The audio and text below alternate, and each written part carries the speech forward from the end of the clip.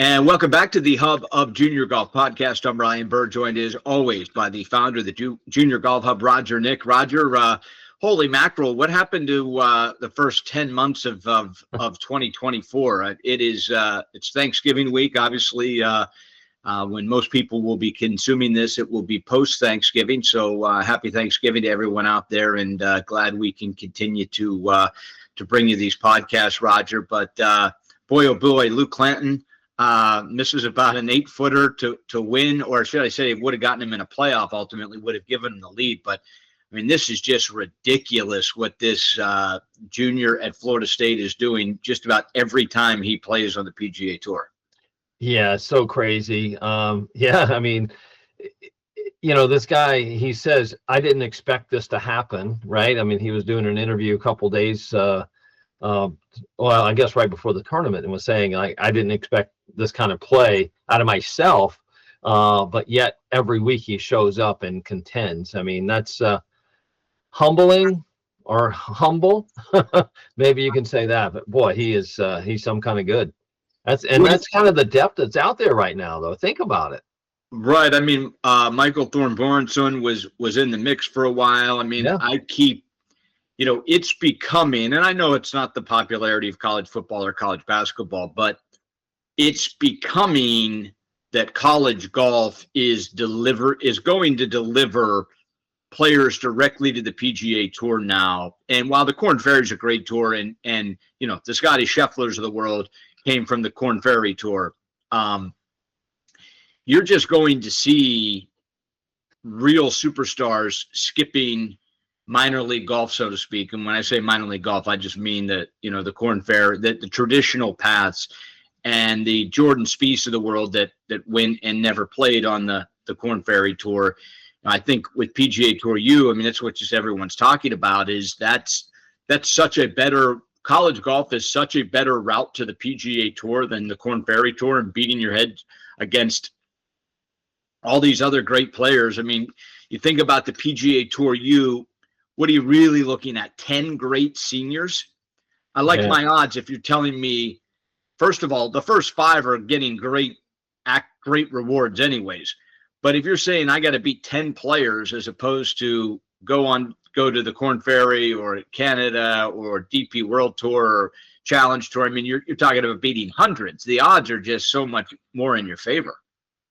I mean, you're going to play on golf tournaments or golf venues that every week that you're used to now, right? It's almost like being on tour, but in college with a lot, let's call it a safety net under you to play with your teammates. I mean, how comfortable, most of these players are coming out of college, going into the professional ranks, because they played on these great venues already, and they're already competing against guys that are out there, right? So I mean, it's incredible, the opportunity for some of these players on PGAU.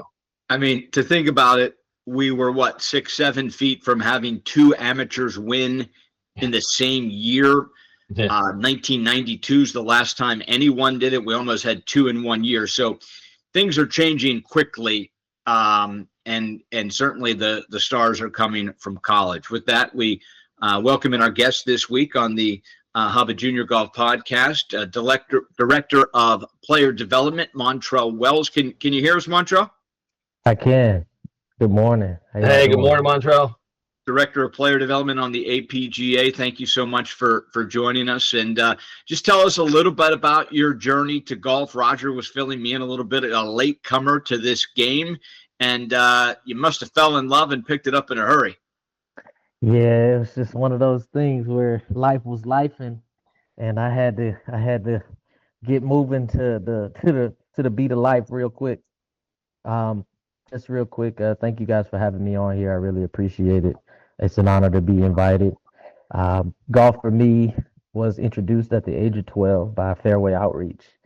I was a really good athlete, and everything else I played, basketball, football, baseball, came natural. I was quick and fast, and I could pick up really quick, so all of those things thrived. However, golf did not. So golf was not something that I took a liking to, and I kind of just did it for the opportunities that it gave me to, have Bible study and fellowship with other guys, and kind of get out of the projects for a little while. Lo and behold, did I know that in college, I went to Benedict on a full track scholarship. And upon entering the college, they told me that they didn't have a scholarship for me simply because they fired the coach. And them firing the coach gave me no way to pay for school. So walking around campus, golf teams tryout, scholarships available, sign was on the campus, and I was like, well, I can play golf. I'm thinking about going back to 12. I mean, at this point, I'm desperate. By the way, I'm like I gotta stay in school. Going to college and getting an education was one of my dreams. So I go talk to the golf coach. I go try out, embarrass myself. The athletic director reaches out to the coach and says, "Hey, if you could just give this kid an opportunity. You don't have to put him on your team, but just give him a chance and see what happens." Since we kind of dropped the ball with firing the coach and not having a scholarship for him. So the golf coach is not happy, but he says, "Okay, you can practice at our facility, and then you can come back and try out next year." So I said, "Okay, great." That's all I needed was an opportunity. And he told me I needed to beat balls, beat balls, beat balls. Rain, sleet, or snow, I needed to beat balls. So I didn't have any coaching. I couldn't afford any lessons. So I would just did what he said. I went and beat balls, beat balls, beat balls day and night. I'd play with better players, kind of learn from what they were doing, trial and error, try it out in my swing, what worked, what didn't work. During the day, I'd be in class. After class, I'd come at the golf course till dark. At dark, I'd shine my headlights on the green to work on my short game. The next year, I made the team. Which kind of blew the coach's mind. He couldn't believe that I've come that far so quickly. The year after that, we won the national minority championship, so I'm a national champion. And then graduating with a degree in physics. The year after that, I decided that golf was what I fell in love with. It became my passion, and it's what I've been chasing ever since. And I just recently, back in October, got inducted into our college Hall of Fame. I played 12 years of professional golf. I started playing golf in college, and now I'm a Hall of Famer. I mean, it's wild, man. This has been it's When is the taking me on a movie really being up and down released, journey. Montrele? I mean, are you serious, Roger? Is this a real story here? Right, unbelievable. And not only that, he kind of just glides over the fact that he's Right. a physics major, right? I mean, non-golfer, physics major, takes up the game, becomes a Hall of Famer. Boom, out there 12 years playing for a living. That's incredible. Montrele, that's as good a story. I joke about the movie, but as this becomes and more people hear your story, it is a movie. I have a lot of things I don't understand. Like, obviously, you were a golfer before you went and started hitting balls. Like you had your own clubs. You played a lot of golf, right?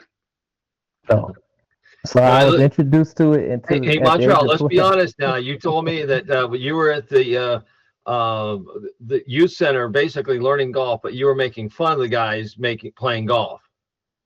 Yeah, I mean, that's come on, let's be honest. that's true. I was I mean, in the projects where we grew up, you know, everything basketball, football, baseball, track, all of those things were, the sports. Soccer, golf, tennis. No, we didn't do those. And it's mainly because there was no exposure to that for us. We couldn't afford that. So yeah, we picked at kids that did that. It was like he played golf. So when we did it, the guys would actually pick at us. So it just seemed so uncool. So like I said, I did it. I'd do it. They would take us to the driving range. We'd hit balls, and then we'd go to McDonald's and get something to eat, and then we'd have a Bible study. And that's what did it for me. I get a meal, and I get away from the projects for a while. So that's what I took a liking to it because of that, not the golf portion. So I had no idea that golf was full swing back around to me, back in college, and here I go again, faced with this game that I really did not like at all, as a 12-year-old. To now, I can't get enough of it. I couldn't stop it, So, and after college, I had gotten so hung in, I was just like, I'm gonna get good enough and play this professionally. I feel like this is what God has brought me to do. So, at 2012, I was a manager for Delta Airlines. I said, you know what, I'm gonna go ahead and turn professional. And the APGA Tour was the first professional event that I had an opportunity to play in. and I finished 10th. And I was like, hey, I'm working a full-time job and I'm grinding after I get off work. And I still finished 10th with some of the best players in the world, is what I felt like, you know. And I was like, okay, I can do this. So I just kept pursuing it. I've played PGA Tour Latin America. You know, I've played qualifiers. I've played different tours all over the world. And I really, really have enjoyed my journey. And it's brought me back to um, being able to be now the director of player development for the APGA Tour and continue to pour into young men, young minorities like myself, and help them, you know, steer clear of the mistakes and the issues that I dealt with, but more so just be an ear for them and a resource. So I'm super excited about this journey that golf has taken me on so far. Montrele, I want to go right into a tough subject, right? You just Okay. said you want to help mentor and bring these young men, you know, kind of through a path that you went through and deal with some of the struggles. It's still a struggle, right? As a minority golfer, Absolutely. it's still hard to get access. What do you, and I know we were talking a little bit about what you guys were trying to do with the APGA Tour for junior golf. I know it's a little bit maybe outside of the bailiwick now of the APGA Tour, but your purpose in doing this is much greater. So, what do you see are some of the roadblocks for young players, young minority players especially, coming up, and what are you going to do to change it?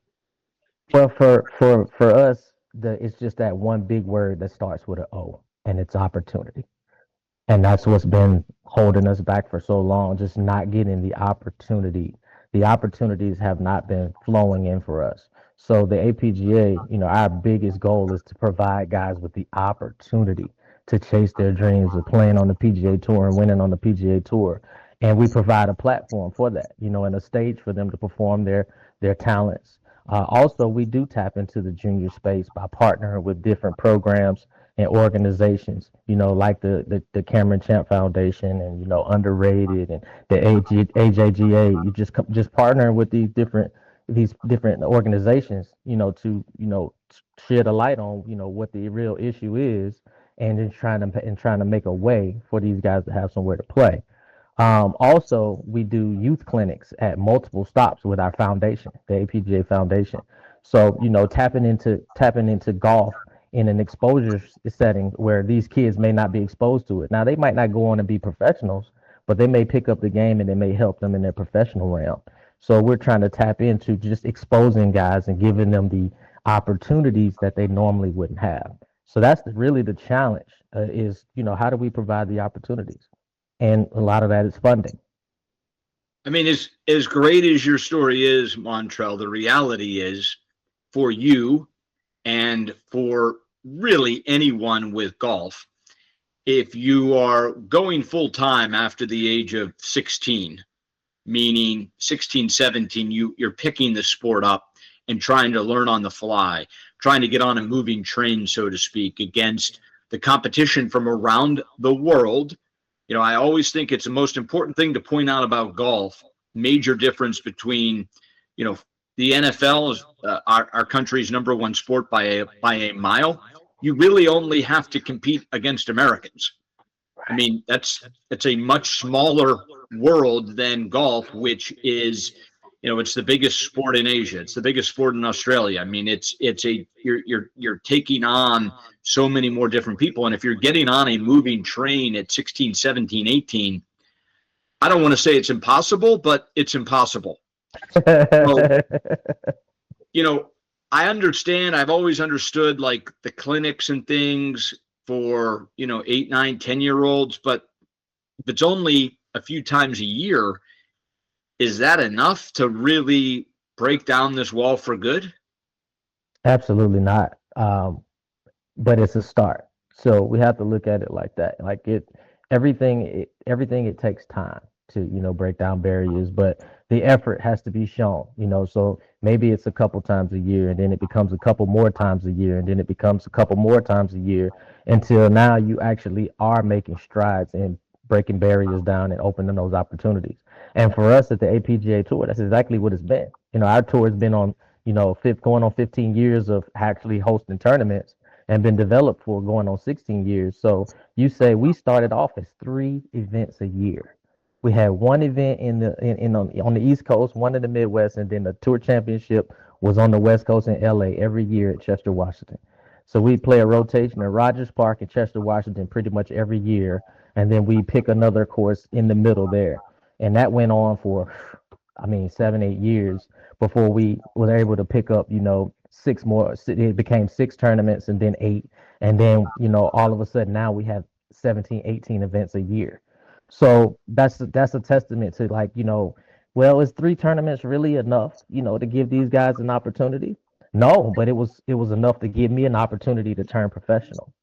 Because had it not been for the APGA tour, working a full-time job, as a manager for Delta, like I wouldn't have had time to try to play a tour. But the APGA, it was three events. They were on the weekends, so I could work my Monday through Friday, and then I could go play these tournaments on the weekends. It was perfect to keep me competitive. And like you just said, is that enough to get guys to the tour? Well, the advocates that started it knew that wasn't enough, but they also said we got to do something. So let's start here, and now we've developed into 18 tournaments. So I feel like that's where it has to be. It has to be, let's just get started doing something towards this, and let's just watch it grow, or let's help it grow.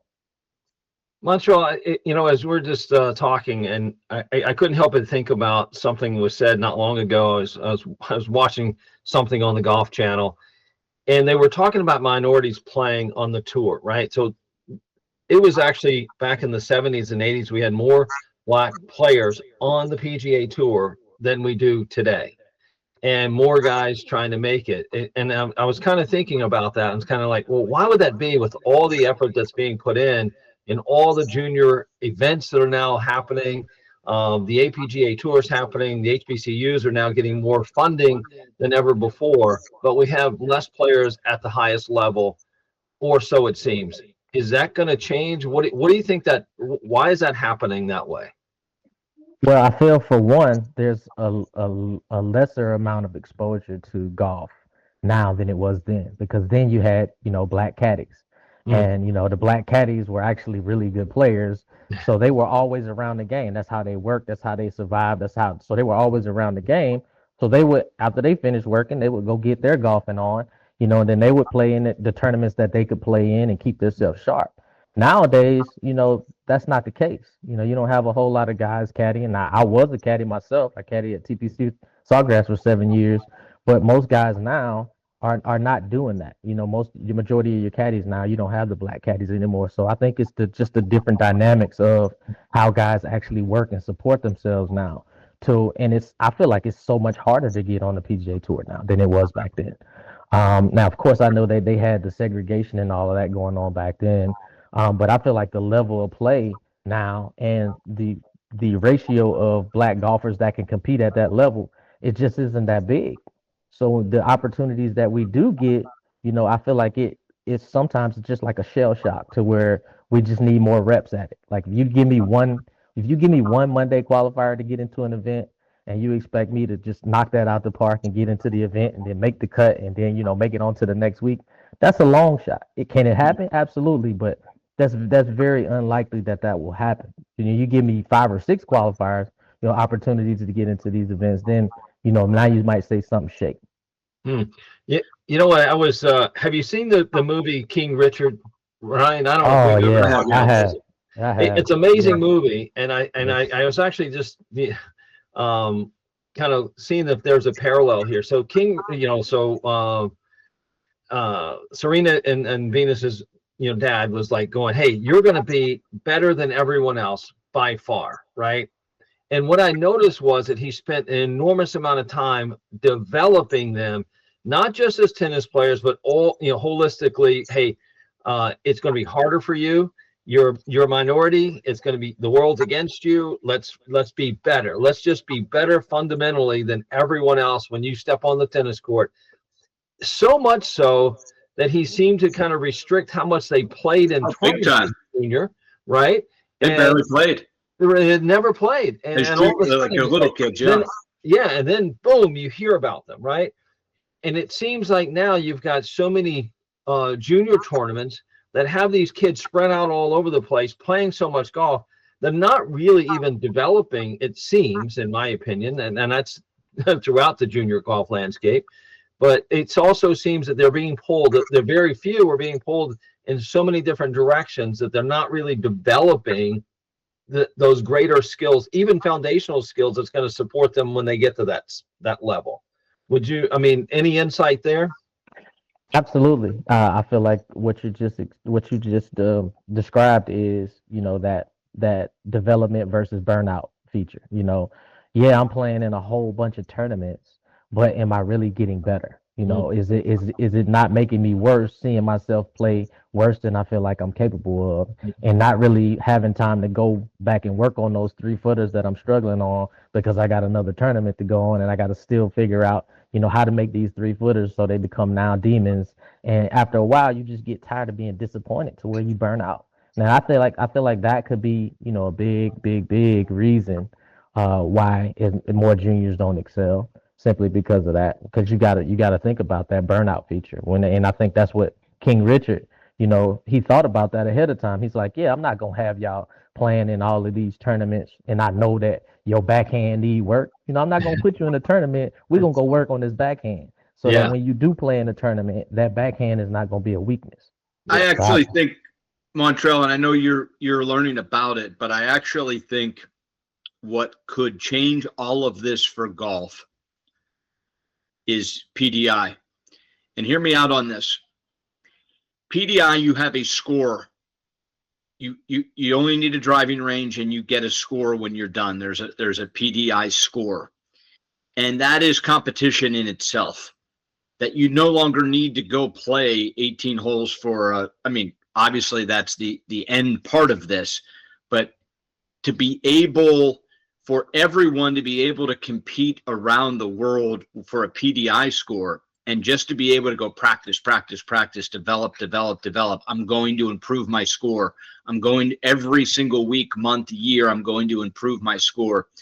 We've actually pitched, Roger, to your CEO, we've actually pitched having a PDI tournament where they actually didn't play golf. They just had a PDI around the globe where the top scorer got exemptions into major championships strictly based on that development score. Mm-hmm. I do think with the access to golf courses, with the price, etc., if there was a game within the game, and I'm curious how you feel about this, Montrele, like a PDI, which gives you a tangible score. So it's not like you're just beating balls and you go home and you don't really know, okay, what did I accomplish today? Well, I hit a lot of balls, but did I get any better? I won't know until I go play. If there was a metric where you were able to score your practice, your development, how big of a change could that make to the sport as far as access? I think it'd be amazing. It'd be very impactful, just like anything in golf. You know what I'm saying? If you go out and you're practicing, right? You're practicing, let's just say, for instance, your 3-footers. You're working your way around that golf club. You put the clock system around the hole and you're working your 3-footers, right? Yeah, you got some focus going on, okay? But, after a while, it's just like, all right, I'm making them. I'm pretty good at this. Until your buddy comes up and say, all right, $1 for every one that you miss.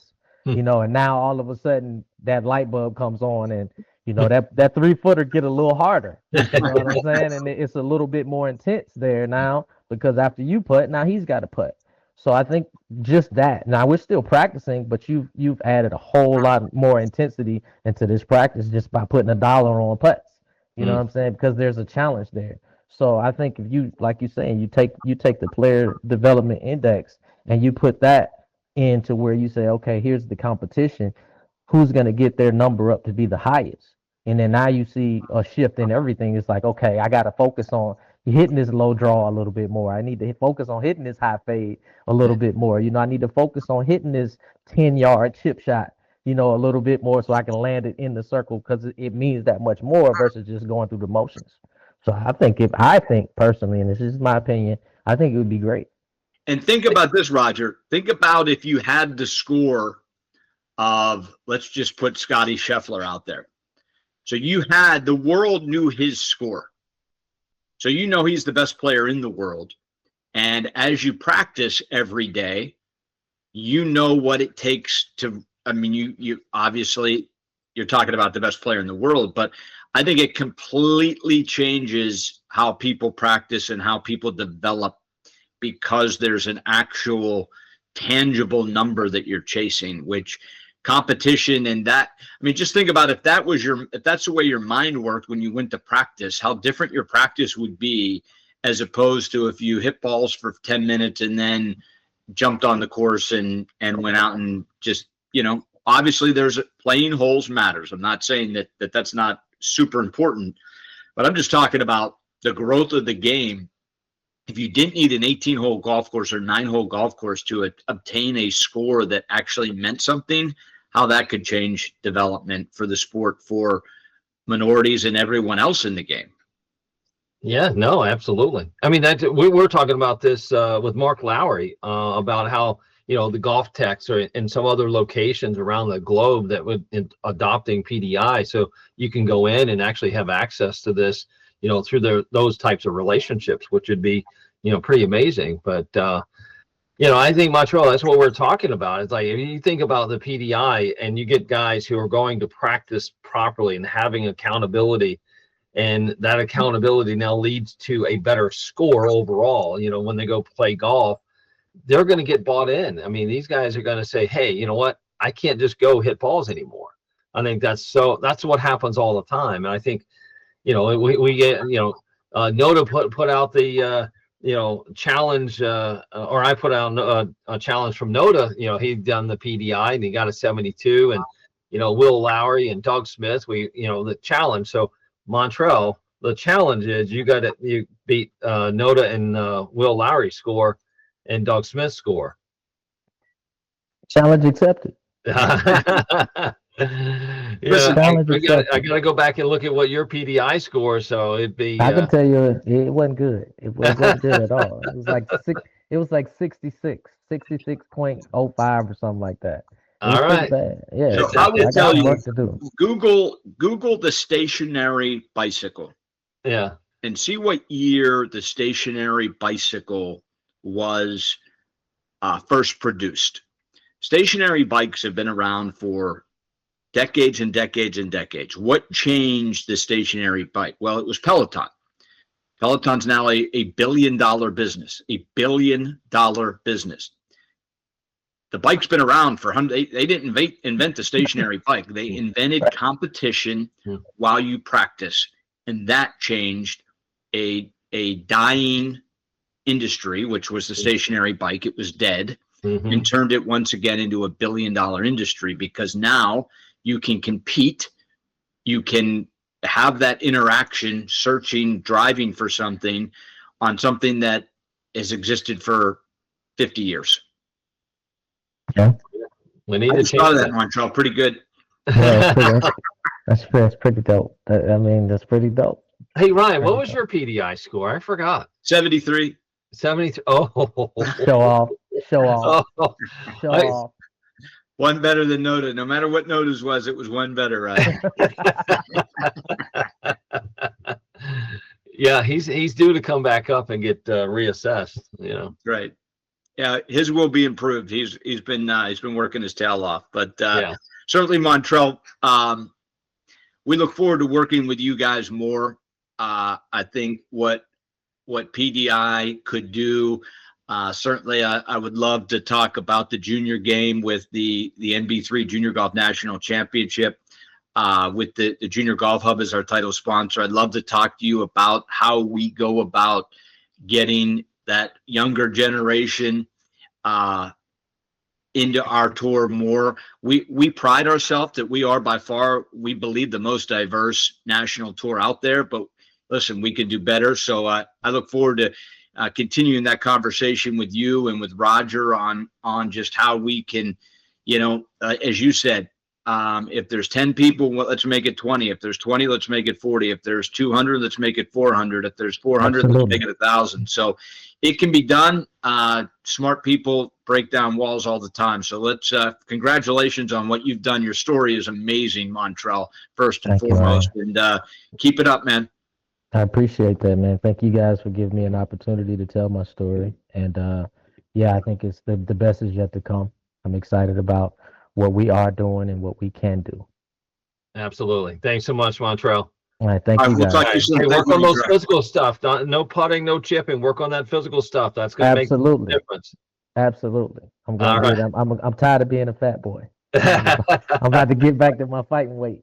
I love it. All All right, right, happy fellas. Thanksgiving Yeah. to All you. right. Thanks All again. right, Happy same to Thanksgiving. y'all, man. Y'all All right. take care. Thanks. All right, bye bye. All right. Well, really a fun and different kind of podcast this week. Very different than anything we've done, but just in that 30 minutes, Roger, I think I know my brain's already working on it. I mean, I don't know if what I said would work, but I do think PDI to the masses could change the accessibility part. And what made me think of it was the Richard Williams, just what you talked about. If there was a way that you could go practice, but it wasn't just the boring old practice. There was something you were trying to obtain at practice. That's what changes everything, right? It is, and it's what we say all the time. You can go practice the PDI assessment. And by the way, forget about what the score might tell you. You're just getting better because those are the skills required to get a better score. It's not like, it's not unlike many things where the more you learn, the smarter you get at it. And I think but it just gives it that challenge, right? It just gives it that feeling of, hey, I'm on the spot. I'm under the microscope. I want to feel something that knows that I'm learning, and learning is a struggle. And I think people kind of forget that, and especially in golf, where, if it's not easy, I don't want to do it because it's hard, right? So golf is a hard game, and I think we forget that sometimes. Well, certainly we will all be going to Las Vegas, Roger, with you and with Noda to talk to the college coaches about it. Noda and I actually have a completely different view on PDI, which is great because it's coming at it from two different ends. I believe that PDI is the way of the future from age 8 to 18.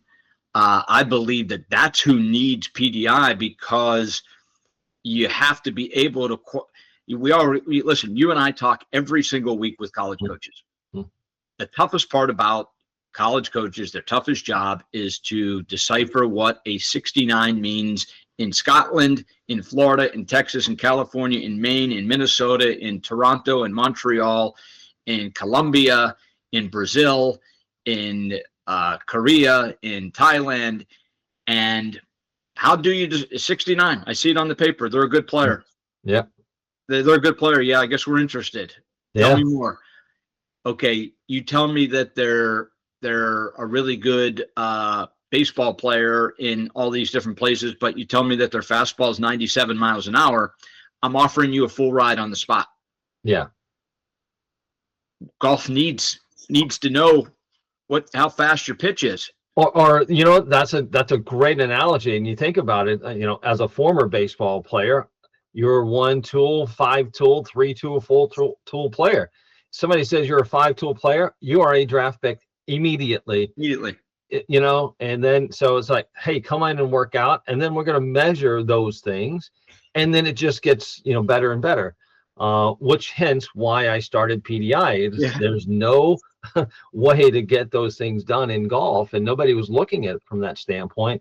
But yet you have all of these good little golfers developing or playing golf to want to get better, but no one's actually showing them that actually you are getting better, even if your score doesn't show it. And there's so many people that quit because they just get frustrated because somehow they told them they weren't good enough. Or all you can afford to do is go to a driving range, and after 3 straight days, you're bored. That's it. Yeah. I'm going to try something else. I'm not going to just do this every day. I mean, how do I know if I'm even any better? By the time the ball's landing, I'm already hitting another one. Yeah, that's it. Yeah. So amazing stuff. Really look forward to 2025 is going to change the landscape forever. I believe in junior golf. Certainly, Noda and a lot of people at the Hub believe in college and professional golf, but the good news is, why can't we do it all? Why can't we change it at every level with PDI? So juniorgolfhub.com, certainly a great spot for you and for your children to, especially over the holidays. Time is limited, a lot of family stuff. Instead of playing 18 holes, maybe just a trip to the range for an hour or two, get them a PDI assessment, make that hour or two count. I can certainly make an argument doing PDI at the range is going to be in an hour and a half. You're going to get a lot more done than the normal 3 hours of just looking at your phone and hitting balls and not even really knowing what's going on. So a lot to look forward to for sure. Again, Roger, happy Thanksgiving to you and to the Nick family, to our producer and director, Michael Nick, and to everyone out there. Happy Thanksgiving. So for Roger, Nick, I'm Ryan Burr saying until next time, we'll see you real soon on the Hub of Junior Golf Podcast.